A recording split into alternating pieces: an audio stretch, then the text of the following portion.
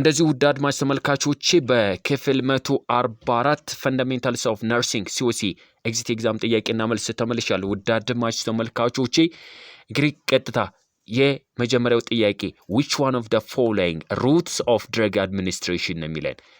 ከድረግ አድሚኒስትሬሽን ሩት ማርሶ ፋስት ኦንሴት ኦፍ አክሽን ያለው ማንኛው ነው ይለናል። ኢንትራመስኩላር፣ ኢንትራቬነስ፣ ኦራል፣ ሰብኩታኔስ ማርሶ ፋስት አብዞርቤሽን ወይም ኦንሴት ያለው ማንኛው ስንል intravenous or the correct answer is B ይሆናል ማለት ነው።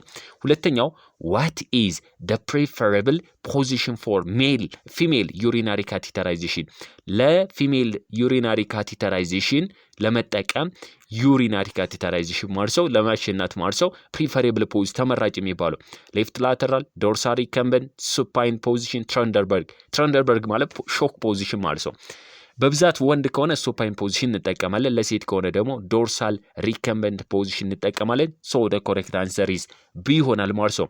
ሶስተኛው injection of drug into the tissue just beneath or under the skin ይለናል። ስለዚህ ማንኛው ሩትስ ኦፍ አድሚኒስትሬሽን ነው? under skin ኢንጀክት የምናደርገው ሩት ነው። ኢንትራቬነስ፣ ኢንትራመስኩላር፣ ሰብኩታኔስ፣ ኢንትራደርማል ይላል።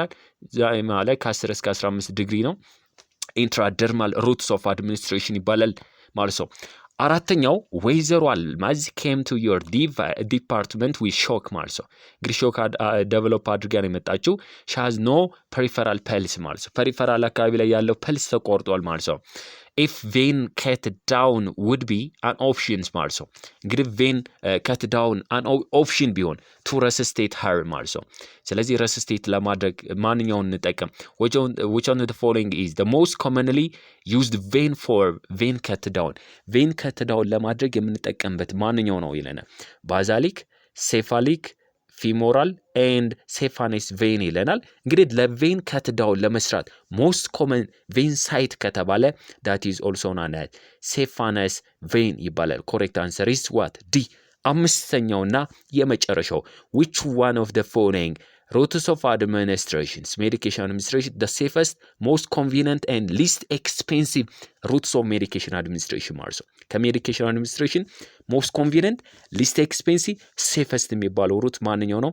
ኦራል፣ ኢንትራመስኩላር፣ ሰብኩታኔስ፣ ኢንትራደርማል ይለናል።